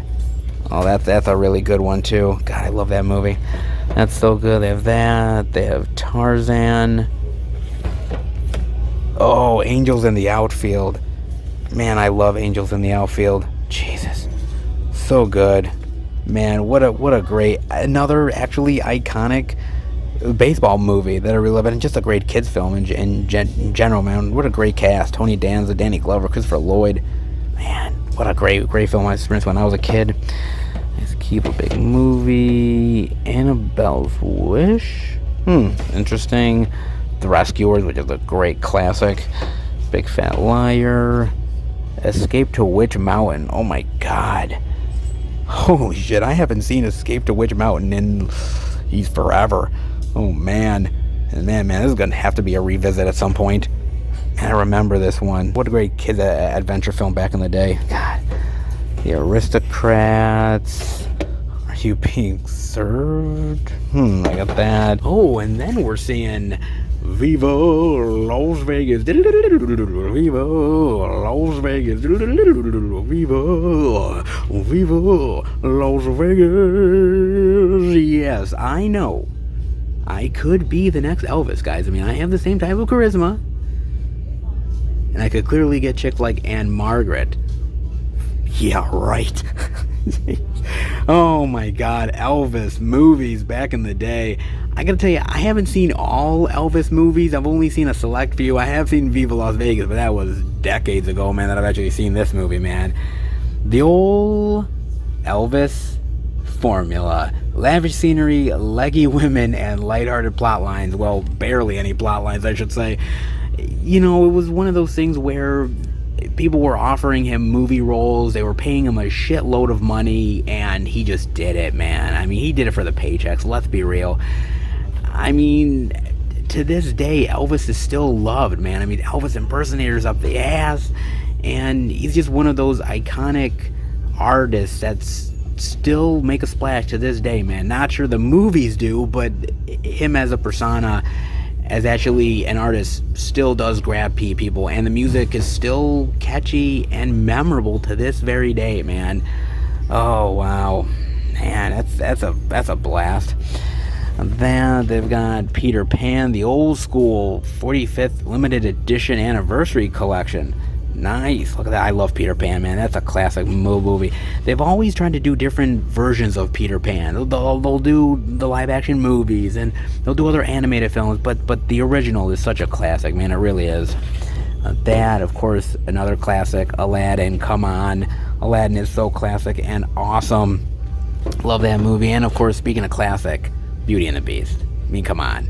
Yeah, people like the live action, but you wouldn't like the live action if it wasn't for the animated movie, okay? And the animated movie is absolutely awesome, so come on, man. Really, really, really great. Awesome, awesome indeed. Some interesting Disney clamshells and all of the physical media. Wow, man, look at this. Damn, man. Talk about quite an interesting shelves, all full of physical media love. Not half bad, man. Glad I came in here. Some interesting titles, definitely worth exploring this time around. Let's head out. Well, who'd have thought I would see that much media, guys? I mean, truly, I was not expecting a ton of media here, especially, I remember the last time there was a decent amount of media, but not a crazy amount. This was a lot of really great titles, man. Stuff that you normally see out on a hunt at a lot of Goodwills, stuff that I haven't seen in a really long time, a lot of very interesting and unique surprises as well. This ended up being quite plentiful. I was not expecting that. Sometimes you end up striking very good at some Goodwill. Sometimes you end up completely striking out and you end up being a big fat loser, and other times you end up striking and finding a hell of a lot of gold. And I got to admit, this time around was actually pretty damn plentiful, and I found some gems that are definitely worth the pickup. That's for damn sure, guys. Oh, not bad for the first store of the video. A lot of stuff to show off, but very, very well worth it. Oh, and before I was actually about to leave here, they actually put out a little bit more movies in the section. I was actually about to go, and they actually put out a ton more movies. So I'm actually going to check those out before I head out of here, guys. So yeah, I was actually noticing that they were actually putting out a little bit more media here before I left, which was kind of great. I was about to leave. I'm like, wait a minute, isn't that a cart of media? It actually was. So I'm like, oh, what was in some of this stuff? So I'm kind of checking it out now. Like Waitress with Carrie Russell. Nice. I believe with Nathan Fillion too, right? Oh, what a great little indie title this is, man. I haven't seen this in a long while. I remember really loving it. Really, really nice, fun, heartwarming, and charming little indie flick. I quite like that one a lot. That's actually not bad. That had Rachel getting married Atonement, which is a really good one with McAvoy and Keira Knightley. Really like that one quite a bit. Moulin Rouge. Love that. Of course, Elizabeth the Golden Age. Pretty good flick they have there. Best Exotic Marigold Hotel. You know, I've actually heard about this one, but I've never actually seen it before. I remember being a really great cast. Judi Dench, Bill Nighy, Tom Wilkinson. Really great stuff, actually. That was actually not bad. Have that. Mad Men Season 1. Do you realize I have never seen a single episode of Mad Men? Yeah, I know, right? It's kind of crazy to think that I've never actually seen any Mad Men. Considering how popular this show was, I avoided every single episode. I'm not saying whether that's a good thing or bad thing. I've actually heard the show's really amazing, but I've never actually seen it. I know, crazy, right, guys? And then Truth, Julie and Julia, really great movie for all you cooking and baking lovers out there. Julie and Julia is great, and Meryl Streep is awesome in that movie. I have The Contract with Freeman and Cusack. I haven't heard much about this movie. However, I have a feeling it's kind of one of those straight-to-DVD movies. I love Cusack and Freeman. Cool for them being together, but haven't heard a lot, but what I've heard is kind of mixed. Yeah. And then they also have, they have Frankie and Johnny, Al Pacino and Michelle Pfeiffer. Talk about a movie that no one ever really talks about, man. This is one of those ones that I remember watching on VHS years and years ago, man. I love this. This is a good little romance drama. I mean, Michelle Pfeiffer is great. Of course, Al Pacino is awesome. And they worked together earlier on in their career, didn't they? I believe Scarface, if I'm not mistaken, right? Or something like that. Yeah, something like that. I believe they did work together. They're great together on screen. The chemistry is awesome, and two great actors. But when you're talking about Michelle Pfeiffer or Al Pacino, this movie never comes up, but it's so good, actually.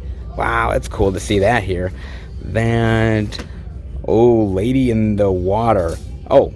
From the Berlin Freetown Library. Okay, so somebody stole this copy. Oh Lord, man, Lady in the Water. You know, this is another one of those. At least to me, it was a very disappointing M. Night Shyamalan movie. It really was, guys.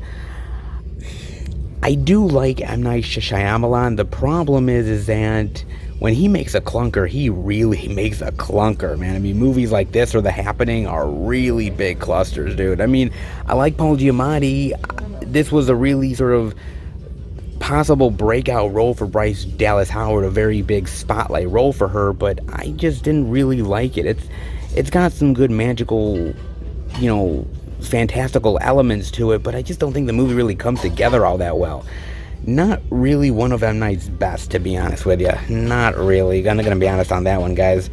Of that, they also have Mighty Aphrodite.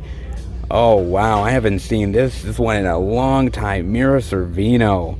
Man, this was one of Mira Sorvino's really great starring roles. It really sort of broke her out in a big bad way. Of course, if anyone forgot, this is actually a Woody Allen movie. Yeah. And she actually won an Academy Award for this film. A lot of people kind of forget this movie. I mean, when you're talking about Woody Allen, this movie doesn't really come up. There's a lot of ones that come up in his filmography, things like Annie Hall, of course, and Match Point, and many other things, but not really Mighty Aphrodite. But what a really great, interesting comedy this is.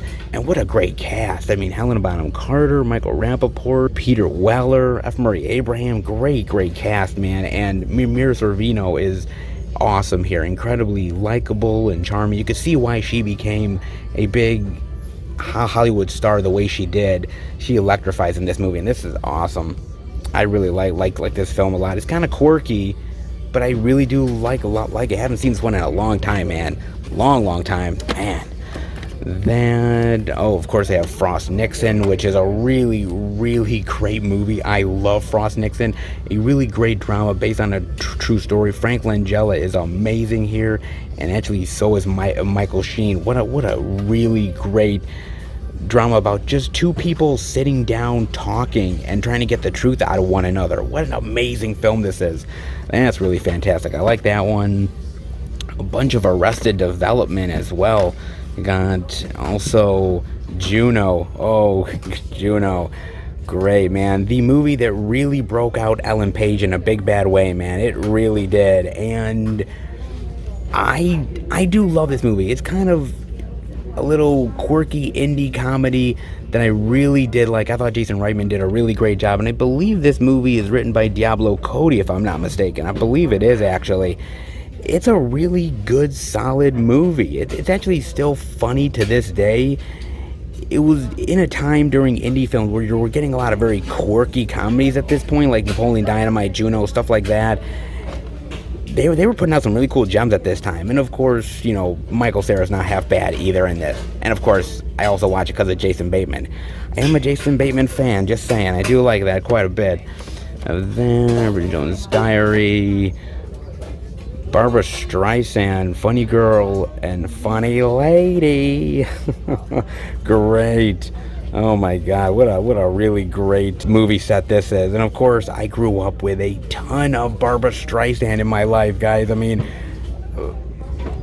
I'm Jewish. I have a Jewish mother. Barbara Streisand is kind of a prerequisite for Jewish moms. They kind of have to like Barbara Streisand. Oh my God, wow. I think a grown man shouldn't watch as many Barbara Streisand movies as I have, but I kind of really dig her, man.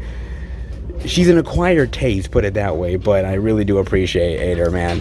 Very interesting stuff there. Also that, there's Burn After Reading as well. Man, talk about an odd Coen Brothers movie. Jesus, man, I'll be honest with you. I do love a good Coen Brothers movie. I mean, Fargo, The Big Lebowski, stuff like that I really enjoy.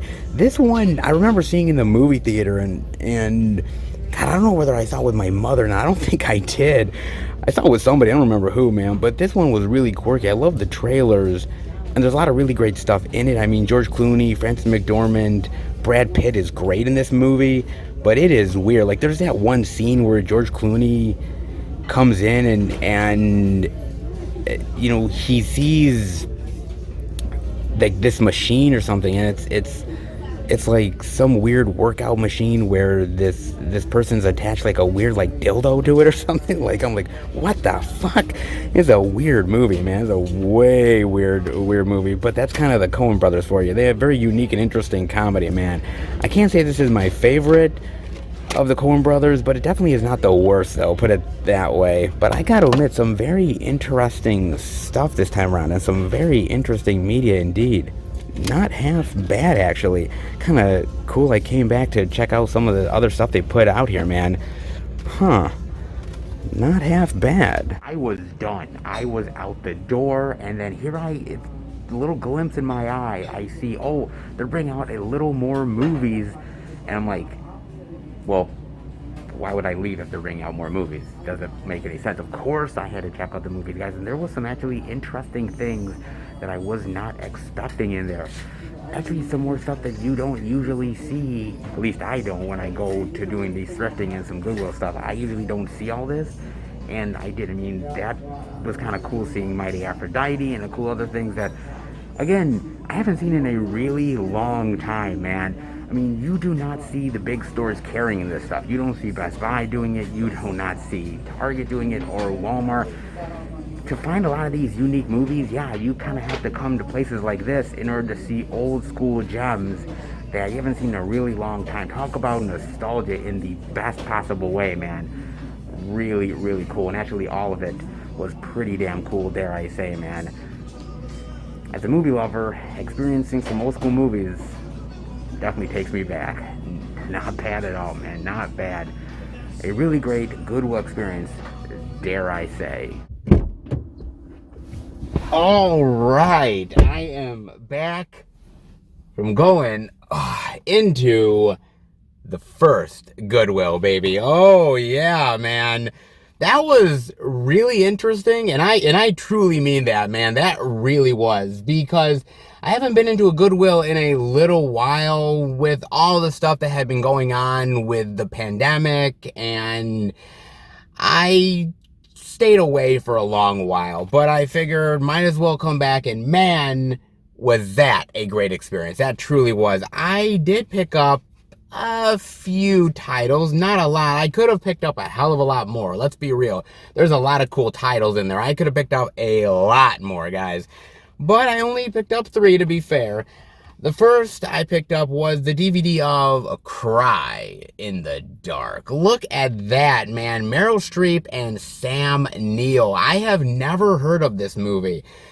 Man, and I really like Meryl Streep and Sam Neill, and the fact that I have never actually seen this movie, you see, it's kind of interesting because as a movie lover,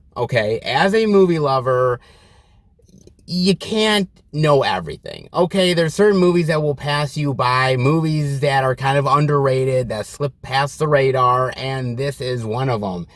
It's very interesting. Looks like a very interesting sort of courtroom murder drama mystery movie, something like that. I am very fascinated to check this thing out, so I definitely got that. Then I had to pick this up, guys. Wow, I was so happy to see this, and that is Caddyshack 2, baby. Look at that. Home of the Rich and Tasteless. The Shack is back. Yes. Oh my God, man. And I was looking at the disc, man. The disc is minty. Disc is minty indeed, man. Oh my goddamn Caddyshack 2. Holy shit. Okay, look. In the pantheon of comedy sequels, Caddyshack 2 is it ain't that great, okay? I'm just gonna be real, man. I mean, it is not even close to the first Caddyshack movie, but there's something fun about the movie that I really love. It's just really fun and nostalgic and just takes me back to a weird time in the 90s when they were making these weird sort of comedy movies, man. I mean, they were putting everything in the kitchen sink in them. And they tried to make one for Caddyshack 2. I mean, Jackie Mason is not Rodney Dangerfield, and of course, there's a whole lot of people that they tried to recreate the magic, I guess, of the first Caddyshack movie, and they so epically failed. But yet I like it, and I think I like it because I watched it at a certain point in my life when I was really, really young, and so I don't have sort of the overall hatred for it that I think other people do, or I don't think it's so far terrible that it's irredeemable or something. I really do enjoy this movie, man, and what a weird movie, man. I mean, just the weird cameo stuff by Dan Aykroyd and Chevy Chase and Randy Quaid, sort of just randomly yelling at old people. Like, Jesus, man. He's just giving old like senior citizens wedgies and shit. Like, what the fuck? Like what did the director just say?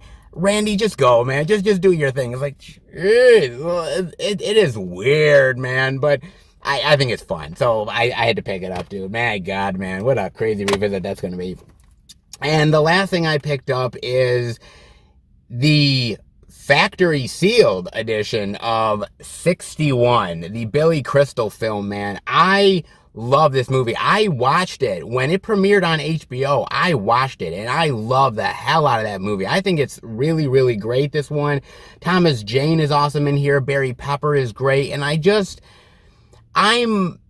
I'm a baseball movie lover, and as I said, whether it's Major League or Field of Dreams, Bull Durham, you name it, there's just certain great, wonderful, classic baseball movies that are absolutely timeless, and honestly, I think 61 should really be there. It's just a wonderful story about two legends battling it out for this great sort of legendary status and position, and just the friendship that they have and the camaraderie and obviously the rivalry. It's just an amazing movie, and you could tell that Billy Crystal just had so much love for this film and loves baseball, and you could just tell it watching this movie. Just oozes off of the screen, man, and it's just an awesome film. I love this, and I don't believe this has a Blu-ray. If it does, I will definitely look it up and definitely upgrade, but in the meantime, I had to get 61, man. So some very interesting variety that I picked up, man. Not a ton, but you want to know what? Still pretty damn good, dare I say. And what a great experience that first Goodwill is, man. So many really great nostalgic movies, and it's a really great overall experience. I wasn't expecting it to be that plentiful, but it turned out to be pretty damn good, guys. And not half bad. Ooh, I'm a happy camper. Hope you are too, man. Definitely check out your Goodwills. You never know what you might find, man. Surprise, surprise indeed. And I hope you enjoyed this video. If you did, definitely give it the thumbs up. If you're new to the channel, welcome.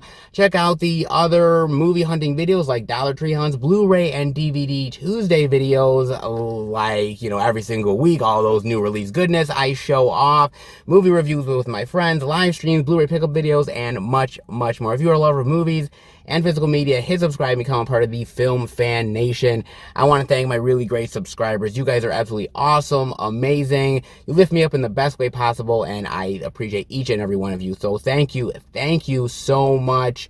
And if you want to send any movie-related goodness to the channel, you can, where the actual P.O. box is down in the description below. Posters, care packages, physical media, whatever you are interested in sending the channel, definitely send the way.